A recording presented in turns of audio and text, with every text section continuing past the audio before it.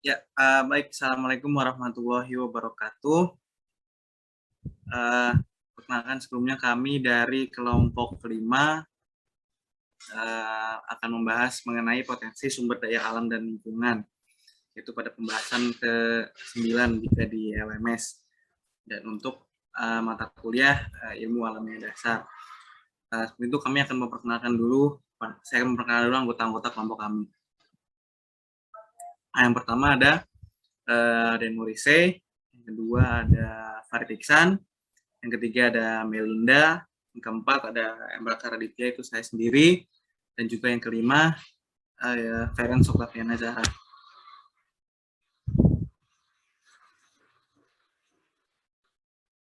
Nah, di sini ada pokok bahasan yang akan kita bahas pada kesempatan hari ini. Jadi yang pertama itu ada sumber daya alam, kemudian yang kedua ada klasifikasi sumber daya alam, yang ketiga ada konsep pengelolaan dan pelestarian sumber daya alam, yang keempat masalah kependudukan dan juga lingkungan hidup, dan yang terakhir bahasan kelima itu adalah pelestarian dari sumber daya alam. Jadi kita akan masuk ke pembahasan pertama, yaitu mengenai sumber daya alam. Oke. Bahasan pertama yaitu sumber daya alam.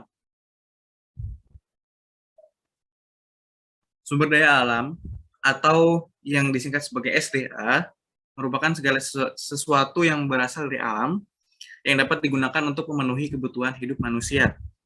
Yang tergolong di dalamnya tidak hanya komponen biotik atau komponen hidup seperti hewan, tumbuhan, dan juga mikroorganisme, tapi juga di dalamnya terdapat komponen abiotik atau komponen yang tidak hidup seperti minyak bumi, gas alam, berbagai jenis logam, air, dan juga tanah.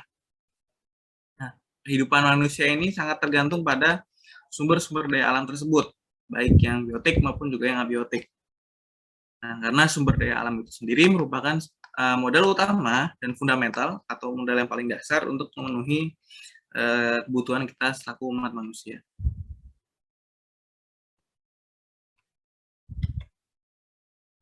Nah, menurut pasal 1 angka 9 atau pasal 1 nomor 9 Undang-Undang nomor 32 tahun 2009 diberikan penjelasan atau diberikan pengertian mengenai sumber daya alam. Nah, di sini disebutkan bahwa sumber daya alam adalah unsur dari lingkungan hidup yang terdiri atas sumber daya hayati dan non hayati. Sama seperti definisi biotik dan abiotik, hidup dan tidak hidup, yang secara keseluruhan membentuk kesatuan ekosistem.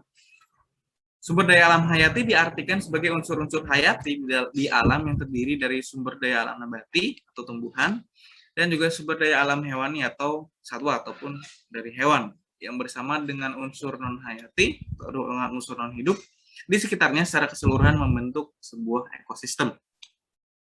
Kemudian menurut pasal 1 angka 1 Undang-Undang nomor 5 tahun 1990 mengenai konservasi atau pengelolaan sumber daya alam, mengartikan bahwa sumber daya alam itu merupakan sumber daya hayati, maksudnya adalah unsur-unsur hayati di alam yang terdiri dari sumber daya alam nabati, tumbuhan, dan juga sumber daya alam hewani atau satwa seperti yang sudah saya sebutkan tadi, yang bersama dengan unsur non hayati di sekitarnya secara keseluruhan membentuk ekosistem, ya, senada dengan undang-undang sebelumnya. Nah, dilanjutkan dengan kalimat, sedangkan sumber daya non hayati adalah sumber daya alam yang meliputi tanah, air, udara, bahan galian, dan juga formasi geologi ataupun batuan-batuan.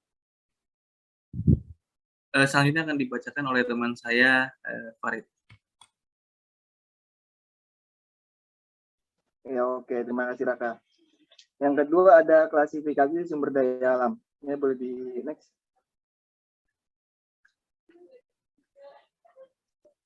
Yang pertama, sumber daya alam yang tidak akan habis. Dikelompokkan menjadi, yang pertama ada sumber daya alam yang dapat diubah. Ada angin, pasang surut, air, laut, tenaga atom, dan curah hujan. Yang kedua ada sumber daya alam yang dapat salah guna, seperti matahari, atmosfer, perairan, daur air. Yang lebih next.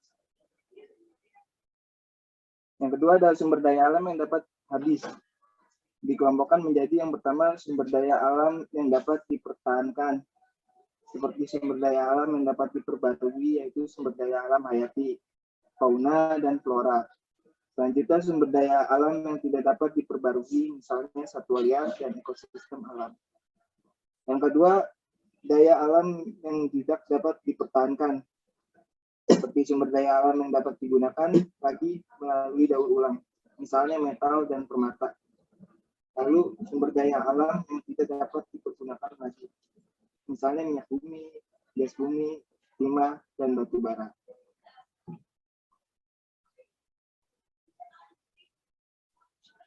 Yang ketiga ada sumber daya alam yang dapat diperbaharui. Yang pertama ada hutan. Hutan adalah sumber daya alam hayati, di mana di dalamnya hidup berbagai jenis flora dan fauna.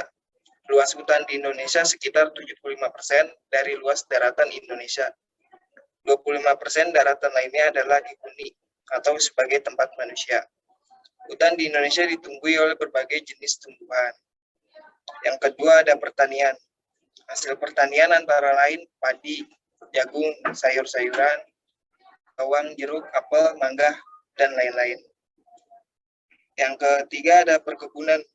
Di Indonesia terdapat perkebunan kopi.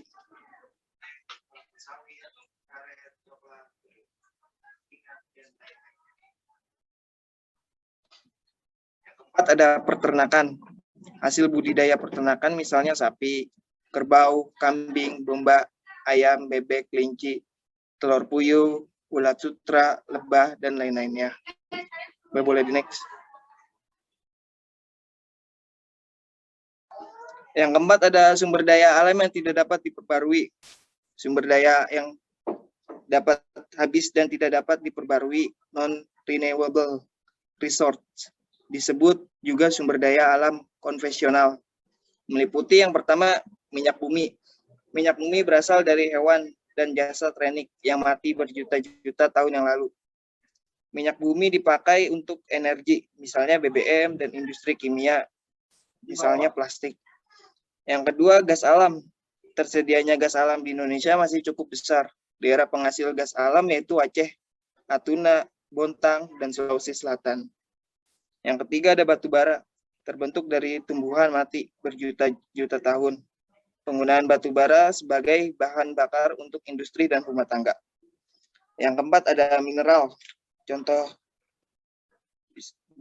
biji besi, timah emas, perak, dan bauksit.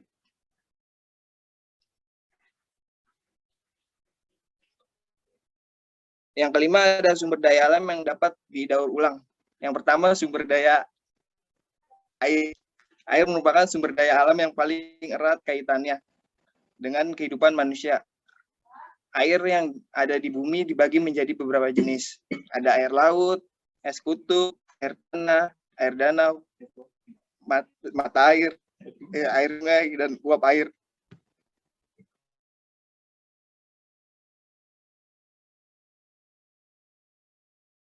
Ya boleh di next.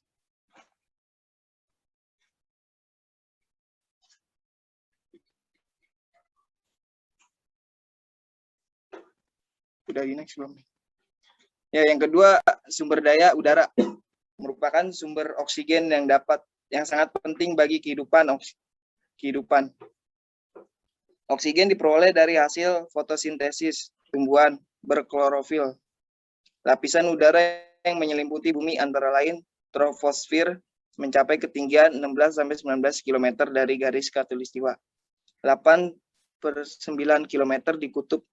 Pada lapisan ini bumi mengalami stabilitas isotermis rata-rata 130 Celcius. Lapisan ini bumi mengalami stabilitas tropis rata-rata 130 cm. Seperti stratosfer, lapisan udara di atas stratosfer hingga ketinggian 50 km. Pada lapisan ini, lapisan ozon yang melindungi kehidupan di bumi dari sinar ultraviolet yang berasal dari matahari. Selanjutnya, mesofir mencapai ketinggian 80 km dan suhu turun dengan cepat sesuai dengan kenaikan ketinggian. Selanjutnya ada termosfer, lapisan udara pada ketinggian di atas 80 km. Pada lapisan ini suhu turun dengan cepat sesuai naiknya ketinggian. Ya, boleh next.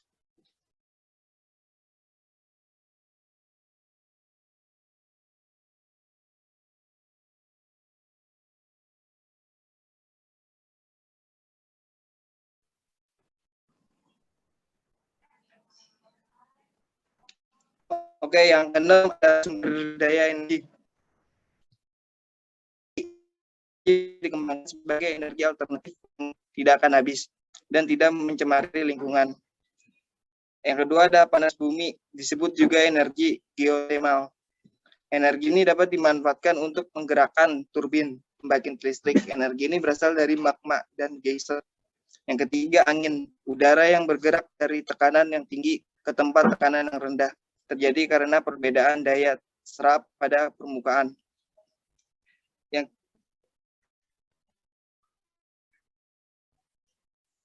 Yang keempat ada pasang surut. Pasang surut tenaga ditimbulkan oleh daya tarik-menarik bumi dan bulan. Yang kelima ada biomasal, adalah sampah organik sisa dari tanaman atau produk pertanian yang dapat dipakai sebagai bahan yang menghasilkan energi. Contohnya akasia, angsana, dan lainnya. Yang keenam ada biogas, adalah gas yang diperoleh dari sisa-sisa jasad hidup yang diuraikan oleh bakteri pengurai melalui proses pembusukan.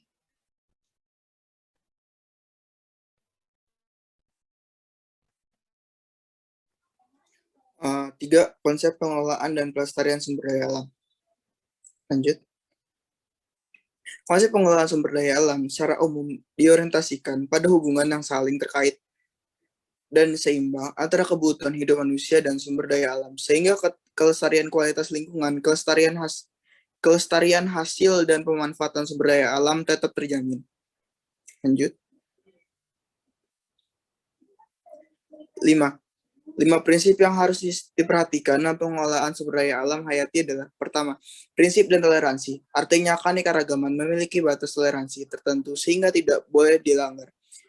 2, prinsip in optimum. Artinya tidak ada satu jenis sumber daya alam hayati manapun yang dapat berkembang dalam suatu lingkungan yang optimum bagi semua faktor lingkungan yang mempengaruhinya. 3, prinsip faktor pengontrol. Artinya kita harus selalu mengontrol atau mengendalikan keseimbangan lingkungan. 4, prinsip keterampilan. Prinsip ketambalikan. Sumber daya alam hayati tidak dapat mempengaruhi diri karena proses fisik dan biologis pada suatu ekosistem yang sudah tidak dapat berlangsung yang mengakibatkan kerusakan atau punahnya sumber daya alam itu.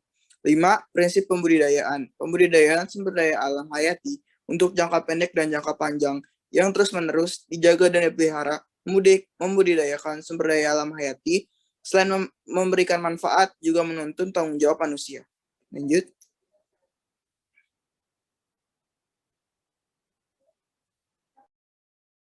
Oke, yang keempat ada masalah kehidupan dan lingkungan hidup. Boleh di next. Masalah kependudukan yang sangat mempengaruhi lingkungan adalah kepadatan penduduk. Padat penduduk dapat mempengaruhi kualitas penduduknya. Pada daerah yang kepadatan tinggi, usaha peningkatan kualitas penduduk lebih sulit dilaksanakan. Hal ini menimbulkan permasalahan sosial ekonomi, keamanan, kesejahteraan lahan, dan air bersih, kebutuhan pangan, dan dapat berdampak pada kerusakan lingkungan.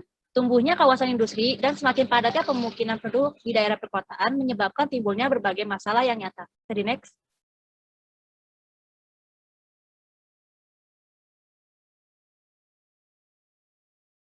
Akibat ledakan penduduk menimbulkan berbagai masalah antara lain sebagai berikut. Yang pertama, jumlah penduduk sangat banyak, yaitu nomor 4 di dunia setelah Cina, India, dan Amerika Serikat. Yang kedua, pertumbuhan penduduk yang cepat menyebabkan tingginya angka pengangguran. Yang ketiga, komposisi penduduk kurang menguntungkan karena banyaknya penduduk usia muda yang belum produktif, sehingga beban ketergantungan tinggi. Yang keempat, penduduk di dunia yang tumbuh dengan pesat meningkatkan masalah dalam memenuhi kebutuhan hidup manusia dan lingkungan, dengan persediaan papan, pangan, dan sandar.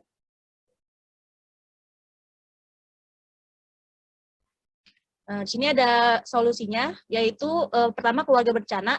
Keluarga berencana merupakan program pemerintah bagi rakyat Indonesia untuk membatasi jumlah anak, di mana dalam satu keluarga cukup memiliki 2 orang anak saja. Yang kedua, transmigrasi. Pemerintah Indonesia sudah melakukan program transmigrasi besar-besaran ini. Sasaran program transmigrasi pemerintah adalah orang-orang di Pulau Jawa. Mereka biasanya ditempatkan di wilayah timur Indonesia seperti di Pulau Kalimantan. Yang ketiga, industrialisasi. Industrialisasi adalah suatu proses perubahan sosial ekonomi yang mengubah sistem pencaharian masyarakat agraris menjadi masyarakat industri. Yang keempat, ada usaha merubah pola bertani yang tidak merusak struktur tanah. Sistem pertanian yang sudah diterapkan oleh petani selama ini masih dinilai kurang ramah lingkungan. Oleh karenanya, petani perlu mengubah pola pertanian tersebut. Permasalahan pertama yaitu cara membersihkan lahan pasca panen. Petani Indonesia cenderung membakar lahan pasca panen dan sebelum melakukan penanam tanaman baru, sedangkan asap hasil pembakaran itu mengandung karbon dioksida yang berpengaruh buruk bagi atmosfer. Slide next. Selanjutnya akan dijelaskan oleh teman saya Melinda. Oke, terima kasih Feranz. Yang kelima yaitu ada pelestarian sumber daya alam dan lingkungannya. Pelestarian yang pertama yaitu menjaga keseimbangan lingkungan. Pada ekosistem yang stabil terjadi regenerasi berkelanjutan yang terdiri dari kelompok-kelompok organisme yang saling bergantung satu dan lainnya. Yang kedua, ada pembangunan berwawasan lingkungan. Pembangunan berwawasan lingkungan haruslah didukung oleh faktor-faktor lingkungan yang sesuai dan terpelihara.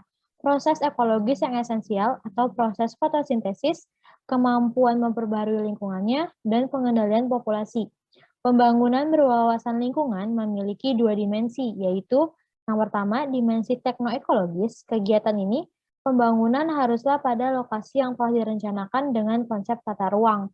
Yang kedua, dimensi sosioekonomis atau prioritas kegiatan dan kebijakan. Program pembangunan seyogyanya memenuhi kebutuhan pokok dan meningkatkan kesejahteraan hidup pada masyarakat.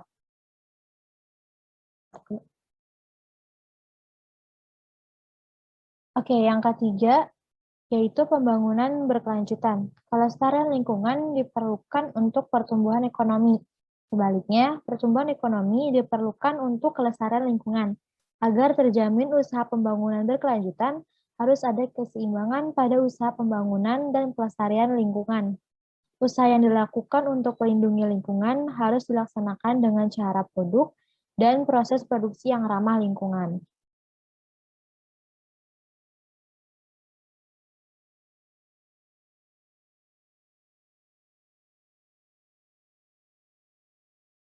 Kemudian yang keempat, ada etika lingkungan.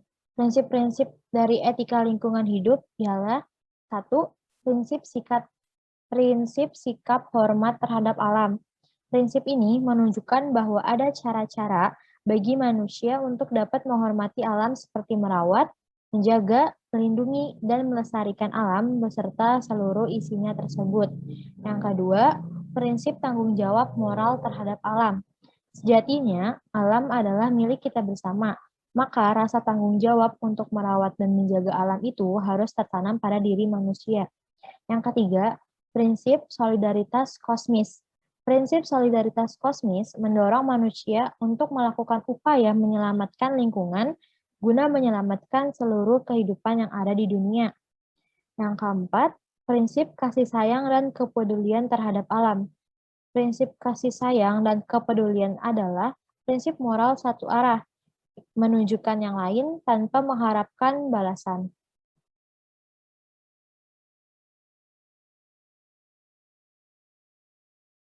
Yang kelima, prinsip no harm. Artinya, manusia mempunyai kewajiban moral dan tanggung jawab terhadap alam. Paling tidak, manusia tidak akan merugikan alam dengan melakukan kerusakan dan hal-hal yang dapat membahayakan alam.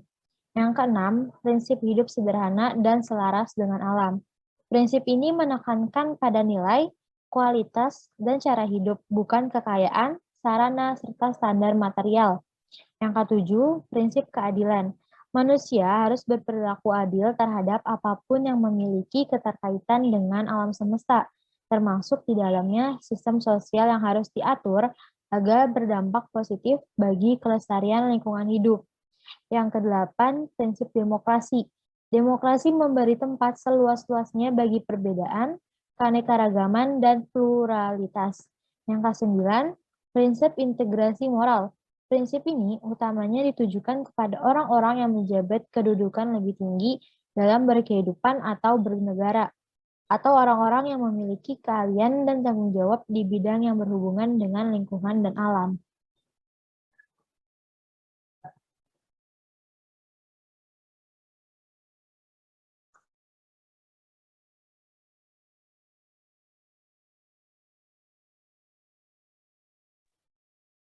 Sekian presentasi dari kami mengenai sumber daya alam. Kurang lebihnya mohon maaf. Wassalamualaikum warahmatullahi wabarakatuh.